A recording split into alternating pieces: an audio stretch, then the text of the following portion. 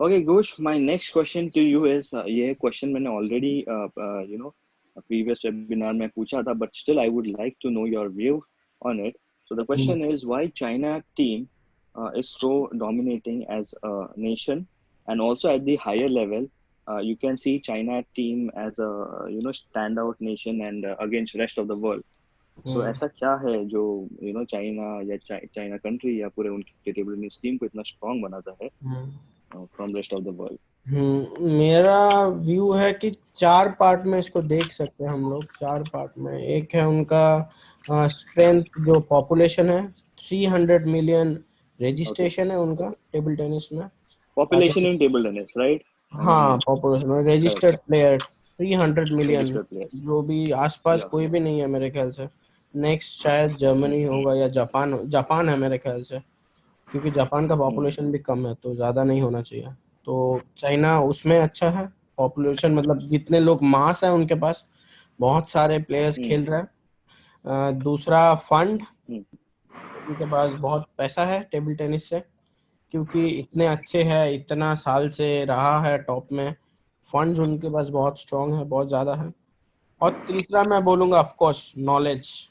Game का knowledge जो है उनके पास बहुत हाई लेवल है, बहुत हाई क्वालिटी है। ओके, आप जानते होंगे कि इंडिया में बहुत सारे चाइनीज कोच आए हुए हैं, और उसमें से एक फेमस कोच है एनवी, जो फिलहाल राइट, इंडिया में ही है मेरे ख्याल से अभी। उन्होंने काफी सारे प्लेयर्स को बनाया है इंडिया में, जो स्पेशली पीएसपीबी से आए हुए हैं। अमन भैया होंगे उसमें से एक।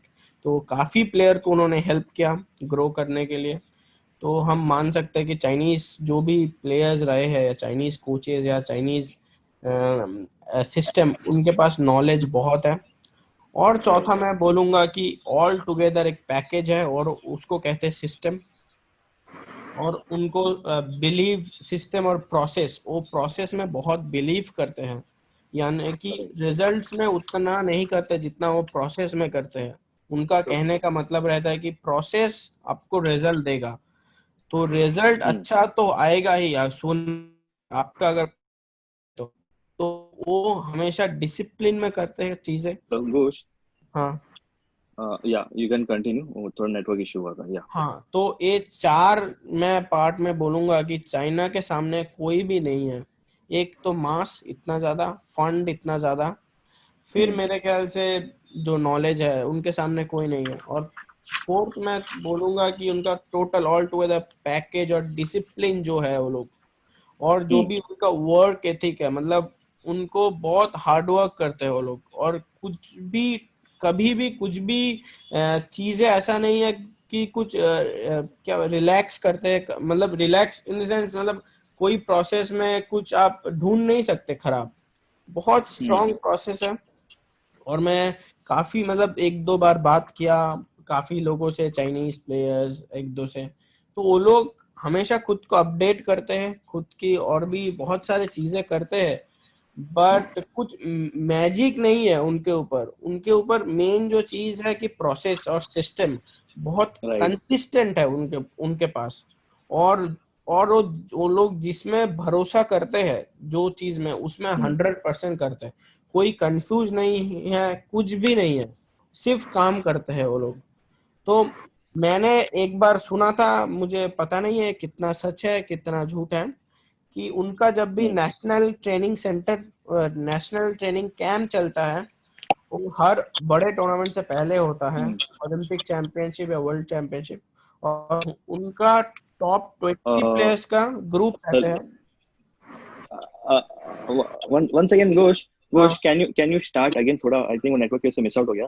तो तू बोला था उनका ट्रेनिंग जो बड़े टूर्नामेंट के पहले होता है, वो क्या कैसे हाँ, होता है? उनका जो बड़े टूर्नामेंट है उसके पहले उनका 1 महीने का ट्रेनिंग सेशन रहता है, 1 मंथ। राइट, काफी ज्यादा दिन रहता है। 1 मंथ आपको उतना हाई लेवल ट्रेनिंग करना आसान नहीं है।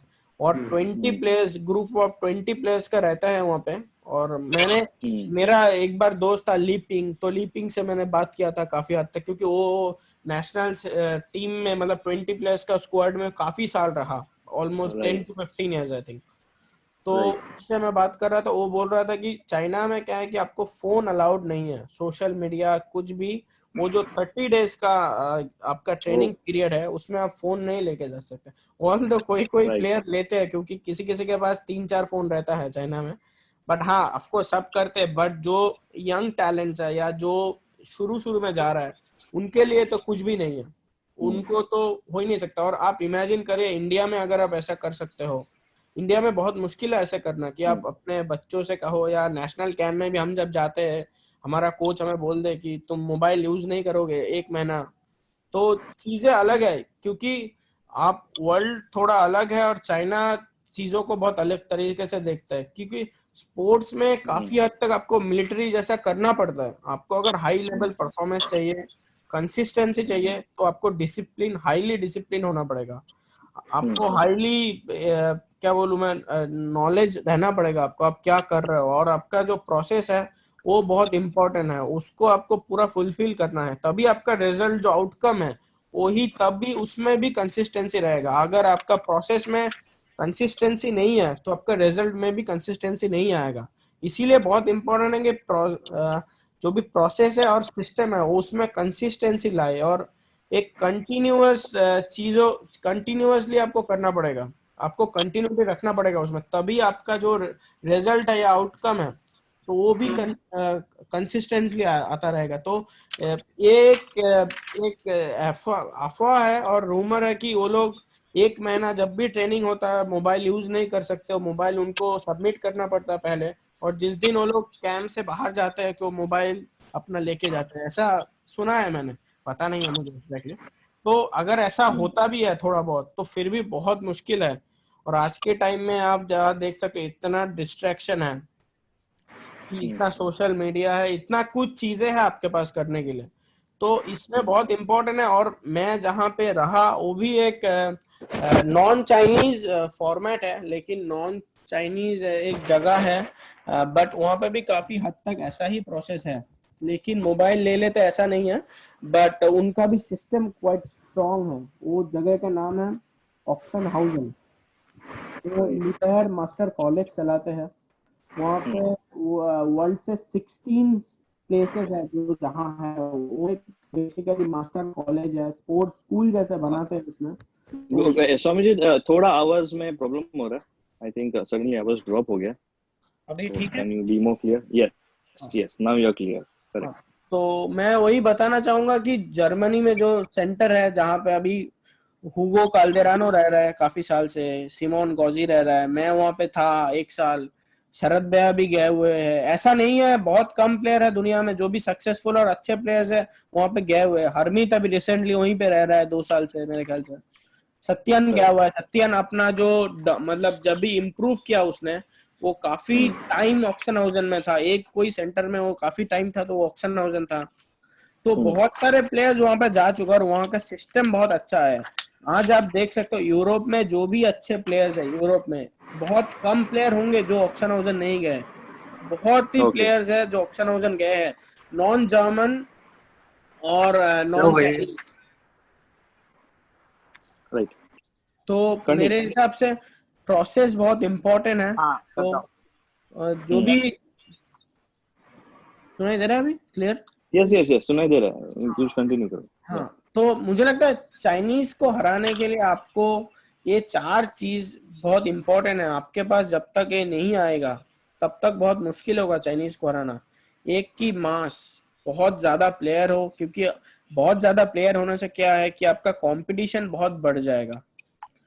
Competition Correct. बढ़ने से हेल्दी कंपटीशन मुझे लगता है बहुत अच्छा है कोई भी प्लेयर्स के लिए।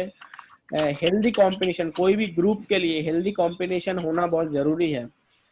तो कभी भी आप सेटिस्फाइड या कुछ बैठ नहीं सकता, आपको हमेशा वर्क करना पड़ेगा। तो बहुत इंपॉर्टेंट है हेल्दी कंपटीशन, तो वो मास होने से फायदा है। Number 2, fund. फंड आपको देखिए, आप पहले इनिशियली आपको फंड गवर्नमेंट से मिलेगा थोड़ा बहुत, उसमें से आपको वर्क करके जनरेट करना पड़ेगा। और मुझे लगता है इंडिया में जैसे इंडिया ने ग्रो किया है, 10 साल पहले जैसा हम परफॉर्म करते थे आज उससे बेटर कर रहे हैं।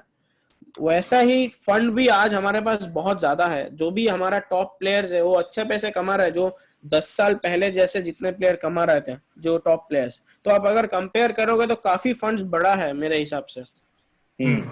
तीसरा है, मैं Correct. बोलूंगा कि जो नॉलेज है, इसमें मुझे है कि नॉलेज बढ़ाना है, हमें और भी अवेयर होना है, हमें और भी इंटरनेशनल चीजें देखना है, इंटरनेशनली जानना है, स्पेशली फॉलो करना है हमें कि वो लोग क्या करते हैं, क्या सोचते हैं, इंटरनेशनल मैचेस फॉलो करने हैं।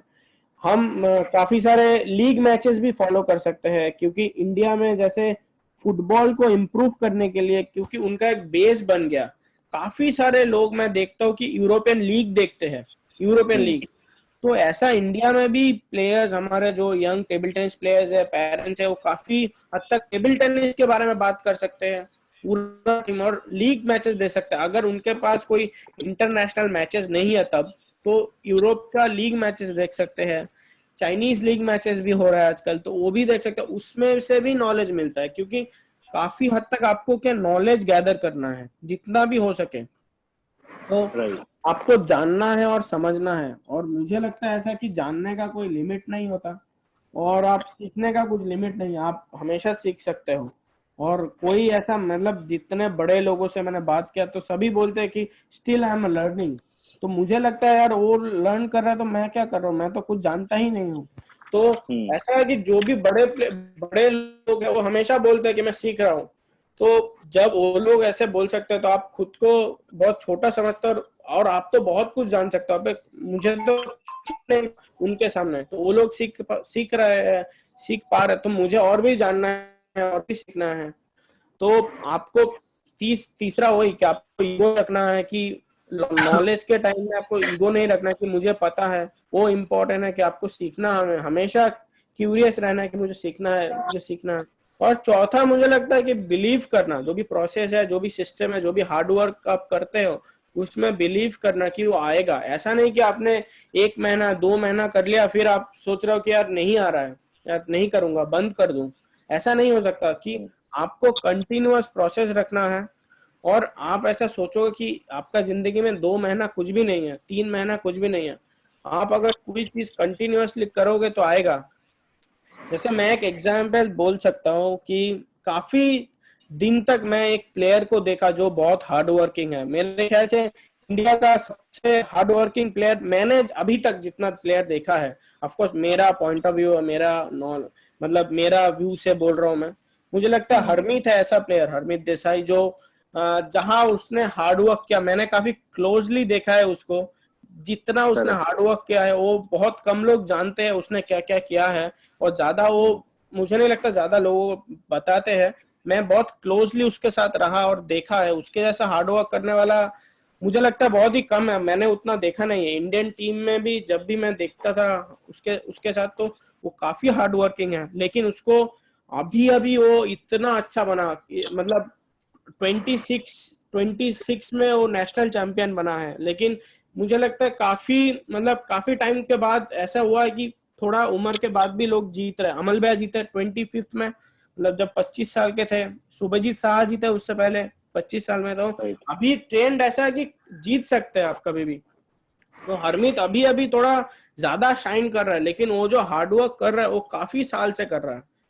और ऐसा नहीं कि उसने एक दिन में ही ऐसा चेंज कर लिया। तो मुझे लगता है मैंने बहुत क्लोजली देखा है उसको, वो कितना हार्डवर्क करता था, कर रहा है, और वो करता रहेगा। वो ऐसा ही कैरेक्टर है वो, मतलब आप ऐसा सोच नहीं सकते रिजल्ट के ऊपर आपका प्रोसेस नहीं हो सकता, प्रोसेस के Hmm. ऊपर आपका रिजल्ट आएगा।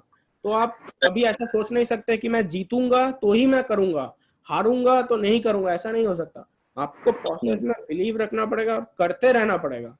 कि आप अगर जीतोगे तब भी नेक्स्ट डे सेम ही रहेगा आपका वर्क एथिक।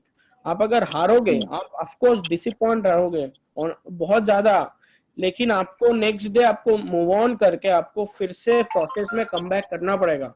नहीं तो Hmm. आप आपका जो टाइम है उसको आप लॉस करोगे। और टाइम Right. बहुत हमारे लिए प्रेशियस है, कि टाइम एक चीज है जिसको हमें यूज करना है, और बहुत अच्छी तरह से यूज करना है। तो Hmm. मेरे हिसाब से चाइना और इंडिया भी ऐसा जगह में है कि इंडिया बहुत सारे कंट्रीज को हरा सकता है, क्योंकि हमारे पास भी चाइना जैसा बहुत मास है, बहुत प्लेयर्स है।